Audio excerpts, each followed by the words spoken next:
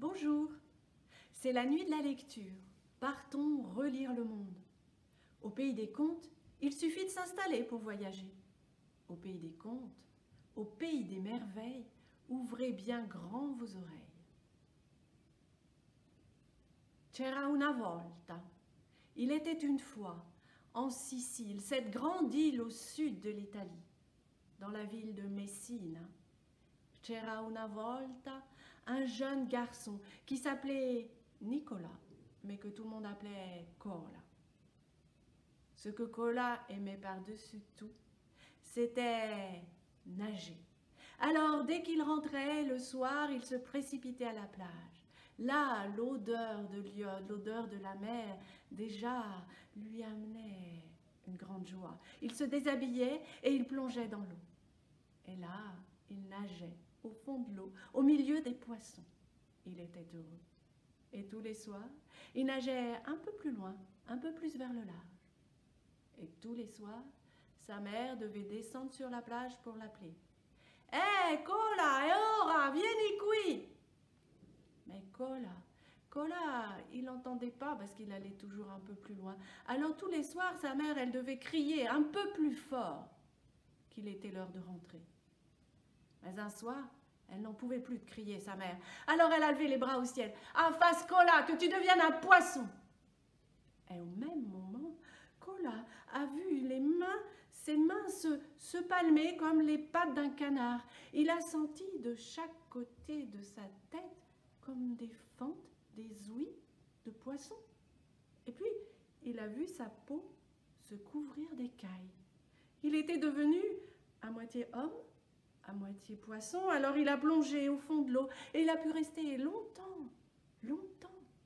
Il allait pouvoir vivre dans la mer, il était heureux, mais sa mère, non, il ne pourrait plus rester sur la terre avec elle. Alors sa mère, elle s'en est voulu terriblement. Elle en a été tellement triste qu'elle est tombée malade et qu'elle en est morte de désespoir.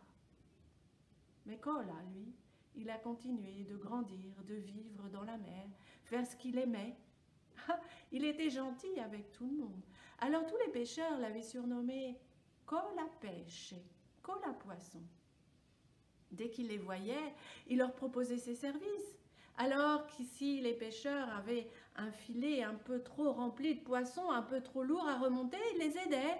Ou si un casier restait coincé au fond de l'eau, Cola Pêche épongeait et le remontait à la surface. Quelquefois même, il apportait des messages d'un bord à l'autre du détroit de Messine. Tout le monde l'aimait bien, tout le monde parlait de lui, et sa réputation est arrivée jusqu'aux oreilles du roi de la Sicile de l'époque. Le roi s'appelait Federico. C'était un roi fort, autoritaire et très curieux. Et quand il a entendu parler d'un garçon à moitié homme, à moitié poisson, il a dit qu'il voulait le voir, qu'on lui dise que le roi voulait s'entretenir avec lui.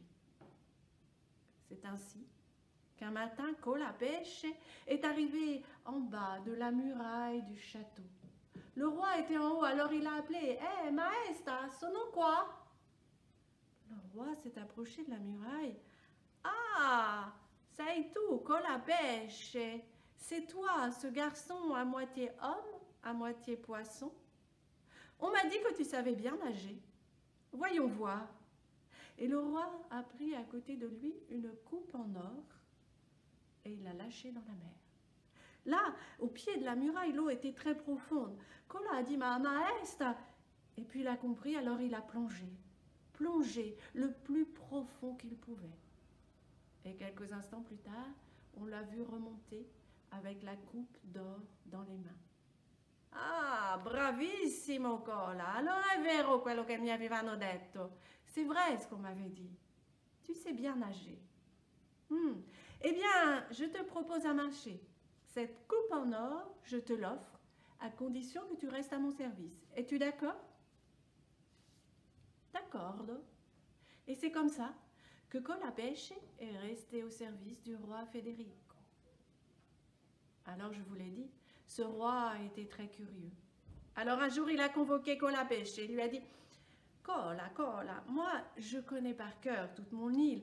Je connais le moindre de ses chemins. Je connais toutes ces collines, toutes ces vallées, et tous ces arbres et tous ces bois. Mais je ne sais pas sur quoi elle repose. Alors toi, Cola Pêche, tu vas plonger, tu vas faire le tour de l'île et tu vas me dire ce que tu as vu. Tu es d'accord? Vas-y. Cola Pêche a dit « Si, d'accordo, maestra » et il a plongé. Il est parti. Plusieurs jours, plusieurs semaines.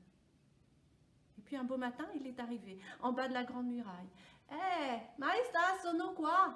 Ah, Cola Pêche, tu es revenu, allora dimmi, cosa hai visto, dimmi, cosa c'è? » Ah, Seigneur, Seigneur, j'ai vu du sable plus blanc, plus fin que sur n'importe laquelle de vos plages.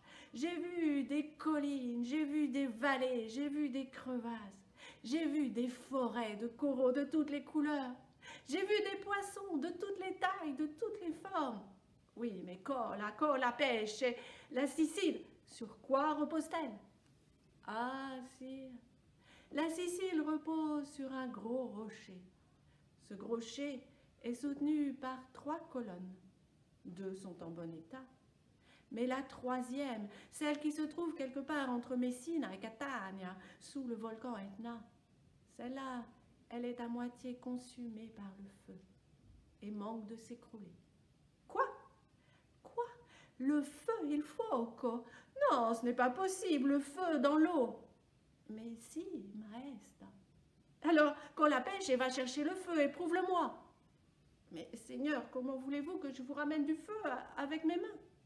Ah, Cola Pêche, tu n'es qu'un menteur et tu as peur. Tu finiras en prison. Ah non, sire, je ne suis pas un menteur et vous aurez la preuve de ce que je vous dis. Alors Cola Pêche est allé un peu plus loin sur la plage.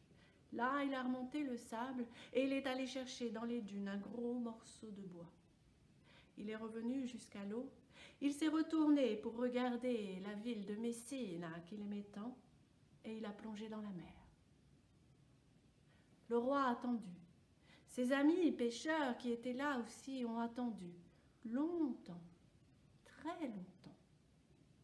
Et au bout de cette longue attente, ils ont vu remonter à la surface de l'eau la bûche de bois, à moitié calcinée par le feu. Mais Cola Pêche, lui, ils ne l'ont jamais vu revenir. Alors si un jour vous allez en Sicile, là-bas on vous dira que si Cola Pêche n'est jamais remonté à la surface de l'eau, c'est parce qu'il est resté au fond de l'eau pour soutenir cette pauvre colonne vacillante quelque part entre Messina et Catania. Et que si la Sicile n'a jamais sombré dans la mer, c'est bien grâce à Cola Pêche qui est resté là-bas. Merci. Merci de m'avoir prêté vos oreilles. Ce voyage est fini. À votre tour maintenant de faire voyager les histoires. Au revoir.